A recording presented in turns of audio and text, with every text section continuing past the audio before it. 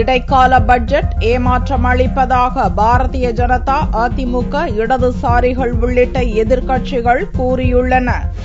இடைக்கால பட்ஜெட் குறித்து கருத்து தெரிவித்துள்ள பிரதமர் மன்மோகன் சிங், கடந்த 10 ஆண்டுகால ஆட்சியில் செய்யப்பட்டுள்ள சாதனைகளை சிதம்பரம் பட்டியலிட்டிருப்பது தனக்கு பெருமிதம் அளிப்பதாக கூறியுள்ளார். ஒரே ரேங்க் ஒரே பென்ஷன் திட்டத்தை பாதுகாப்பு படையினர் வரவேற்பார்கள் என்றும் தனது டுவிட்டர் பக்கத்தில் பிரதமர் தெரிவித்துள்ளார். தேர்தலை மனதில் கொண்ட இடைக்கால பட்ஜெட் தேர்தல் பிரச்சார உரையாக அமைந்துள்ளது என்று ராஜ்யசபா எதிர்க்கட்சித் தலைவர் அருண்ஜேட்லி சாடியுள்ளார். ஐக்கிய முற்போக்கு கூட்டணி அரசு 10 ஆண்டுகளில் செய்ததாக வெளியான பட்டியல் தவிர பட்ஜெட்டில் வேறொன்றும் இல்லை என்று பகுஜன் சமாஜ் கட்சி தலைவர் மாயாவதி கூறினார். இடைக்கால பட்ஜெட்டில் உணவு மற்றும் உரத்துக்கான மானியத்தை குறைத்திருப்பதாக இந்திய கம்யூனிஸ்ட் கட்சியின் டி. ராஜா எம்பி கண்டனம் தெரிவித்தார். மக்களை ஏமாற்றும் வகையில் சில அறிவிப்புகள் பட்ஜெட்டில் வெளியிடப்பட்டுள்ளதாகவும், ஆனால் புத்திசாலி மக்களை சிதம்பரம் ஏமாற்ற முடியாது என்றும் ராஜா கூறியுள்ளார். மத்திய இடைக்கால பட்ஜெட் ஏமாற்றம் அளிப்பதாக தெரிவித்துள்ள தமிழக முதல்வர் ஜெயலலிதா, இதில் தமிழகம் மகிழ்ச்சி கொள்ள